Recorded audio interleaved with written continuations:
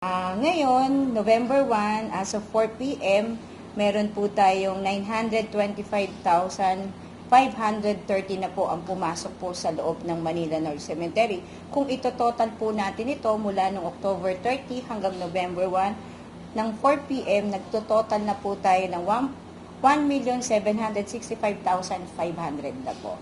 So, yung ine-expect po natin na bilang na 1.5,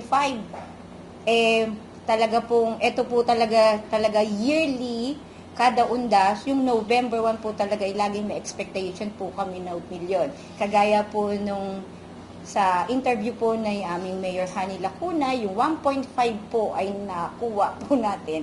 Sumobra pa po at tingin po namin, maaga pa ang alas 4, pwedeng yung iba po nagpakupa ng init, tuloy-tuloy pa po, napapansin nyo naman po, tuloy-tuloy pa rin po ang pagdagsa ng mga tao dahil hanggang alas 7 pa naman po tayo ng gabi.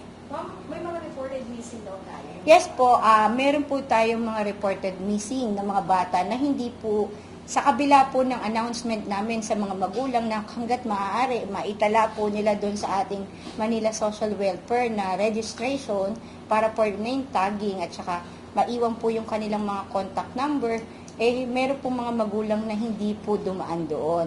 Pero masaya naman po kaming i-anunsyo kasi katulad po yung kaninang dalawang bata.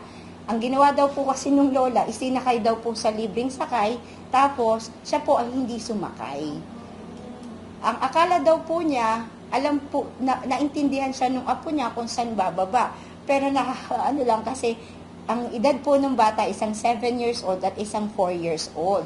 So, malaking tulong po yung ating PA system dahil naririnig po yung ating panawagan sa mga magulang at saka at kinukol po namin kagad, iniraradyo po kagad namin po sa command post po ng police. So, iniraradyo po doon sa mga police post po natin na nakakalat dito.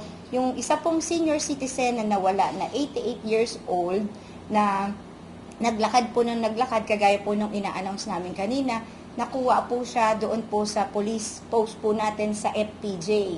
Nakita na rin po si nanay. Tapos yung dalawang bata po, nakuha na rin po dito. Minsan tumatagal lang po. Ang pinaka medyo natagalan lang kami is yung si nanay na senior citizen. Dahil po siguro mahina rin po yung pandinig at na siguro napansin lang po siya ng mga pulis dahil naghingi po kami ng picture sa anak, picture ni nanay at saka anong kukulay po ng damit. Napansin po siya ng ating kapulisan at tinanong yung pangalan, kaya po natin siya na-recover. Pero yung ilang bata po na nawala, wala pa pong 30 minutes na kukuha na po natin.